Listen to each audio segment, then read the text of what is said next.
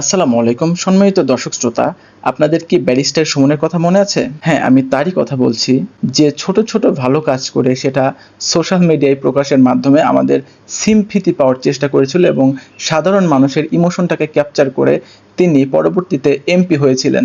কিন্তু বৈষম্য বিরোধী ছাত্র আন্দোলনের কারণে যখন বাংলাদেশের সাবেক প্রধানমন্ত্রী শেখ হাসিনা পদত্যাগ করে দেশ থেকে পালালেন, তখন কিন্তু বাংলাদেশ থেকে অনেক এমপি মন্ত্রীও পালিয়ে যায় এবং তাদের সাথে ব্যারিস্টার সুমনও কিন্তু পালিয়ে যায়। তার পালানোর পর বেশ কয়েকদিন তিনি কোথায় আছেন, কি করছেন, এরকম কোনো খোঁজ খবর পাওয়া যায়নি। কিন্তু গতকাল তিনি একটি ভিডিও বার্তা প্রকাশ করেন।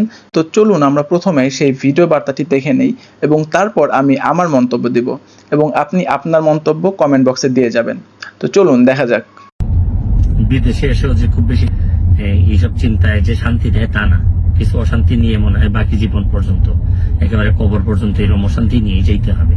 আমার জীবনে অনেকগুলা ভুল সিদ্ধান্ত, ভুল কাজ আছে আমার জীবনে। আমি মানুষ হিসেবে অনেক ভুল করছি। শুরু করিতেছি মহান আল্লাহর নামে, যিনি পরম করুণাময় এবং অত্যন্ত দয়ালু। নিউ ইয়র্কে এসে পৌঁছাইছি। এখন নিজের ভাগনার গাড়িতে করে আমাকে আমার বোনের বাসা থেকে নিয়ে যাচ্ছে আমার মা যে বাসায় থাকেন এই বাসায়। তো থাকতে থাকতে অনেকগুলা মেসেজ পেয়েছি বাংলাদেশ থেকে। যদিও এটা নিয়ে খুবই আমি চিন্তিত ছিলাম, বা কথা বলা দরকার আমি ভাবতেছিলাম। বিভিন্ন কথাবার্তা হয়, এটা আসলে আমি আপনাদের কাছে মানে আল্লাহর হস্তে চাই যে এটা বন্ধ করতে হবে। এটা যদি বন্ধ না করেন, মানে অনেক মানুষের অনেক নির্যাতন হয়, অনেক কষ্ট হয়। এসব যন্ত্রণা আপনাদেরও, আমি প্রায়ই হয়তো এইভাবে যন্ত্রণা আপনাদেরকে দিতে হবে, আপনাদেরও নিতে হবে, আর আপনাদের যন্ত্রণাও আমি নিব। ভালো থাকবেন, সুস্থ থাকবেন। তো চলুন মন্তব্য দেওয়া যাক। আমি আমার মন্তব্য দেব এবং আপনি আপনার মন্তব্য আমাদের কমেন্ট সেকশনে দিয়ে যাবেন।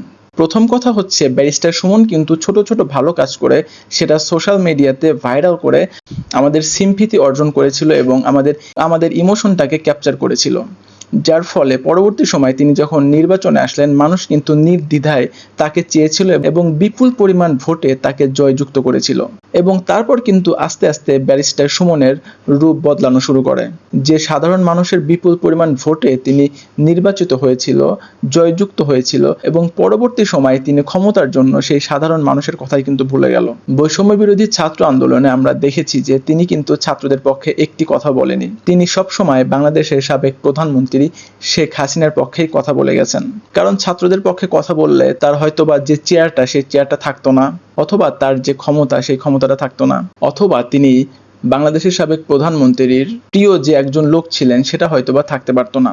তো যাই হোক, এখন অনেকেই আশঙ্কা করছে যে বাংলাদেশে আগামী নির্বাচনে যে সরকারই আসুক না কেন, ব্যারিস্টার সুমন সেই সরকারের হয়ে কাজ করতে চাইবে এবং সে আবারও বাংলাদেশে এসে আমাদের ইমোশনটাকে ক্যাপচার করতে চাইবে। কিন্তু বস, বাংলাদেশের মানুষ এখন বোঝে, বাংলাদেশের মানুষ আর নির্বোধ নেই।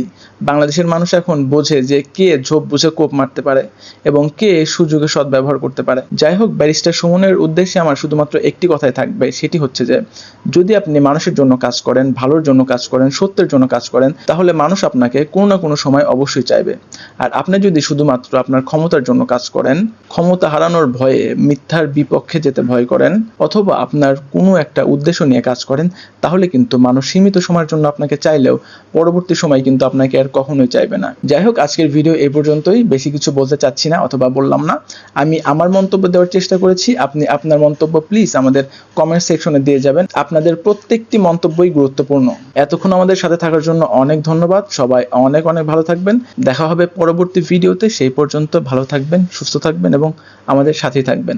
খোদা হাফেজ।